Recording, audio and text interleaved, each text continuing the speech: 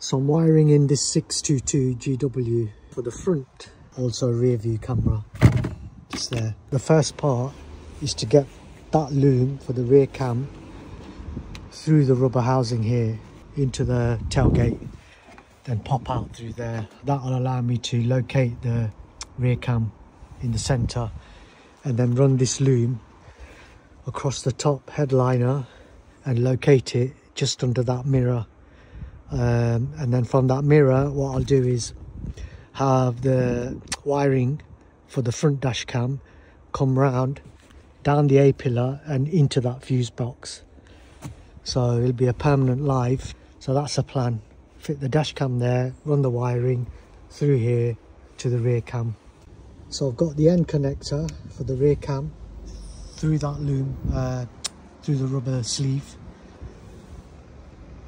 It'll find its way out of here, and the end of this dash cam for the rear camera connects into that switch there, so into there.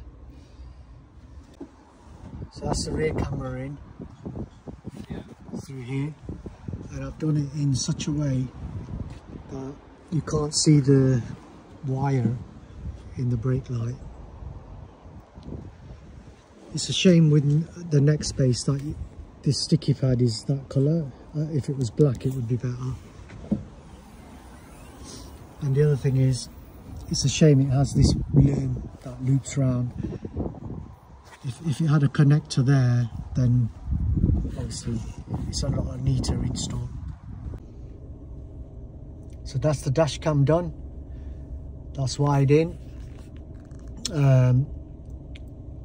The wiring goes into the A-pillar, into the fuse box, piggyback fuse, and then for the rear camera across the top frame, through the C-pillar, into the rubber grommet area, and then connects to the back screen. So that's it. And finally, after doing all of that, I've sold the car, so Friday it's going. So this is for the new owner.